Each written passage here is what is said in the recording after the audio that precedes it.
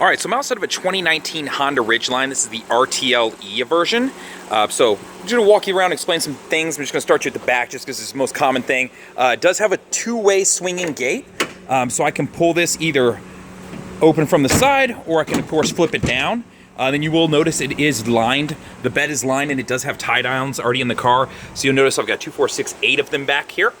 This is the RTL-E version. So I do have some additional storage with a 115 volt outlet back here too. So be aware that that comes in the RTL-E. So let me put that back up. Okay, so in-bed storage. You get down here, pop this sucker open. In-bed storage is lockable, so you notice you do have the lock pop right there. When I throw it open, I do have storage down here. It does come with some dividers if I want to use them. It does have a drain plug too in case I want to use this as a cooler. And then you can see my spare is actually right there. So it's really nice. It allows you organization if you want it, along with a drain in case you want to use this to put drinks in for a tailgate party kind of deal. All right, you will notice in the back, it does have the sliding glass. So that's what's going on right there. Moving around to these seats. Let me pop this sucker open here and we'll show you some seats. All right, so interior-wise, you've got cup holders. You do have vents down there. You will notice you do also have a USB down there. This is leather interior since it is an RTL-E. It does have the flip-down space right here for drinks and storage there. And then as far as throwing the seats up, you'll notice there are some handles right here that I can grab and pull, and it'll pop up. So I've got a good amount of storage to work from up here. You'll notice it doesn't have a massive rail system underneath, so it makes life a little bit easier if I need to store something in the car. So let me throw that back down. Let's move into the interior of the car. All right, so right here, I'll just point it out. It does have a 10-way powered seat with lower lumbar support controls right there. Moving over to this side, let me get in and we'll go from there. All right, so auto up-down windows on your driver and passenger side. And then you do have control of the back, my standard door locks and window locks. Moving over onto the door, I do have memory seating, so to set it, you just press it, get adjusted to how you want, and then press 1 and it saves to 1. This will correlate with your key too. So on your keys, if I can get this out of my pocket, I'll show you. On the back of your key, you'll notice right here that this is driver 2, so I could correlate this to driver 2's key and have 2 set to 2, right? And then 1 set to 1, so that's how that works. Moving over onto the dash. So my mirror controls left and right, and then I can adjust on the pad. Econ button, anytime I turn this on, you'll see a green leaf pop on there. This will improve gas mileage of the vehicle. How it works is it shuts down some of the electrical systems on the front end of the car, affecting things like your AC unit and of course your accelerator. So it's gonna limit some things, but improve gas mileage. Moving back down, so my parking sensors come standard on this car. You can tell they're turned on by the LED right there. This is my road departure mitigation system. So this car does have Honda sensing on it, and I'll explain what the Honda sensing feature are as we go. So this is if I start to drift out of my lane. When I drift out, what it'll do is it'll actually beep at me and then it'll vibrate the wheel to let me know if this is on. Vehicle stability assist is right here. This works with my traction control. So in the event that I go into skid, it'll transfer power to whichever one has more traction to help correct the skid. This is always on unless I turn it off. You have to press this and hold it for about 4 or 5 seconds and turn it off. This is my collision mitigated braking system. Always on also unless I want to turn it off. And then what this is it uses radar in the grill to detect the car in front of me. In the event it's looking like I'm going to get in a wreck, first it'll alert me and then it'll actually start to brake the car. My cargo lighting right here. Anytime I turn it on, you will see that symbol come on up there, so that's how you can tell if your cargo lighting's on in case it's daytime. And then if I want to throw power to that 115 volt spot in the back, I can do that from right here. So that's how that works. All right, so moving over onto the steering wheel. Start you up here, right here. This button right here is going to toggle between a couple screens. So you'll see it'll pull up navigation, it'll pull up Bluetooth, and then it'll pull up audio. So it's just kind of a quick jump between what I'm listening to.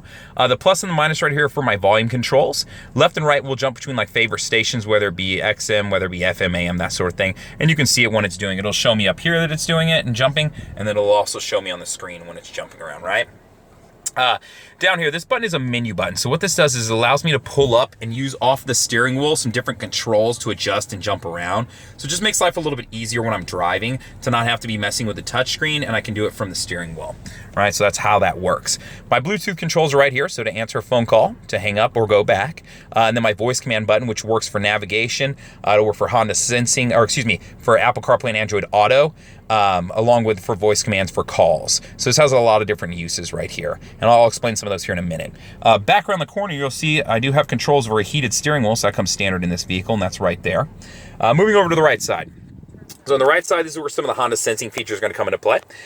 If I press the main button, this will essentially arm them, and then they're ready to be set. If I leave this on when I get back into the car, it will stay on. So the way to tell it's on is if you see LKS and ACC, so you see what's flashing right there. So if I leave it on, it'll stay on every time I get in the car. So it's just kind of a nice feature to have, right? So moving over here. Okay, so this one is going to be working for my adaptive cruise control. Once I get to the speed I want to set it, I would press the set button. From there, I can set the distance between me and the car in front of me. And when I press this, you're going to see these boxes. And the less boxes, the less space. And when there's a car detected in front of you, it'll show you a car icon. So this is how it works. I've got different settings I can set it to, all right? And then of course I can increase and decrease the speed that I'm going. So if I have it set to 65 and I want to increase it, you'll see the plus sign here. I could press that and increase the speed as I go down the road, along with decrease the speed. But what it's set up for is that if a car gets in front of me and slows down, this will keep the designated amount of space between me and that car, and it will slow down and speed my car up accordingly, so that when I get out from around them, it can get back up to whatever speed I've set for the car. So that's how this works. Now, lane keep assist. When I hit this button, you'll see these dotted lines come on. Now, when those fill in solid, it means it's now reading the road. It's going to do that from 45 miles an hour to 90 miles an hour. And keep in mind, this feature isn't going to work if it's raining outside and you have your windshield wipers on. What it's designed to do is detect the lines on the road, and where it does that is in this box right up here. So it uses that to detect those lines. Now, when it's doing it, if you start to drift out of your lane, what it's going to do is it's just going to slightly pull you back into your lane. It's not real aggressive. It's something you could easily overpower, but be aware if you're testing this and you want to jerk the wheel real hard, it's not going to jerk you back. It's not going to be this real aggressive, correction. What it's designed for is if I was distracted and I started to drift a little bit out of my lane, the steering wheel would just pull a little bit over and get me back to where I need to be. So that's how this works. So just be aware, this isn't a self-driving car. These are just things here to help and keep you safe, right? So, okay, down here, this is going to control actually my menu screen that you see up here. So as I press the plus sign, it will shift through all these different screens. So tripometer information, you can see my range down there, so how many miles I have on this tank of gas. If I want to reset my trips, my oil life, the tire pressure per tire, a compass. If I was doing turn-by-turn directions via navigation, it would pop up here also. So that's what's on this screen. And when you get to like your trips, if you want to reset them, obviously you have the reset button right here. So this car does have auto on-off headlights. So you'll see the tag right now is the hashtag is set to the auto. And then my fog light controls are right here if I want to turn them on, if I want to turn them off. So that's how that works, right? And then my windshield wiper controls are over on the right side. I just pull down to set them, and then it is intermittent, so I can adjust the speed accordingly if I need to. Now moving over to the dash. All right. So I'm going to start from the homepage and walk you through a couple things. So the navigation is the first thing I'm going to show you. It's using Garmin, so that's how it's set up. I can search via there. I can slide my map around. I can pinch. I can pull. I can do all those things that you normally do on like a phone navigation. So that's how that works. Now, if I want to search, there's a couple different ways to do this. I can go to menu and get some different searching areas from there, which of course I messed with it. Let me jump back out and back in. That way it'll give me my search bar if I want it. Or I can use a different way and I can search via, okay, so there we go. So now I want to jump over to my menu button, where to go, traffic, mute if I don't want to hear the turn-by-turn directions. So there's a couple different ways I can search where I am. So it just gives me some different options as far as where to. From here, I can set my home address. I can look for Honda dealerships, places. I can save addresses in here of places that I've been. So you can see over here, I've got some options for saving. I can search categories if I'm looking for stores, gas stations, things like that. So there's a lot of different ways to search. So just be aware that's how that works. If I want to see traffic in the area, I can do that too. So that's what's going on from this screen. Now I can use voice command to search places too. I could press the voice command button, say, navigate to, and then fill in the address. So just know that it will work that way. So this is the essential screen that you would see, and then I can pop up and pull these different screens up. It's just different ways to get to the same thing, right? So I'm gonna jump back out of this. My phone, so once I've connected up to Bluetooth, to wirelessly receive my phone calls, my texts, things like that. I can place phone calls, get to my call history, my call log, my contacts. To connect a phone, if you've never connected one, you can just press this and it'll start the prompt and prompt you through it, right? So it'll say no phone connected, and then it should start up. Yeah, there you go. Would you like to add a phone? Now, if you already have one phone added and you would like to add a second phone, what you do is hit settings, and then from here you're going to want to go to Bluetooth and Wi-Fi. From there, you're going to want the Bluetooth device list, because we want to add something to that list, and then add Bluetooth device, and then it'll prompt you the same thing. Turn your Bluetooth on, and then it'll allow it to search. So that's how you do that. Now the info button over here. This is going to either pull up tripometer information or you can pull up a clock and wallpaper. So first I'm going to show you the clock and wallpaper. Right now you can see just a black screen with like the stars out there. If I wanted to load pictures, I could do that via like a USB drive through one of these USB plugs right here. So I could do that. It just gives me that option, right? I would just load up a JPEG and be able to go in there and pull it up. And I can show you how to, if you have questions about that, I'd be more than happy to help you out. Now, if you want tripometer information, you can do that same thing right here. So the same trip info is what you had over here in the dash is what I have showing right there. It's just different presentation, right? So that way you know what's going on from there.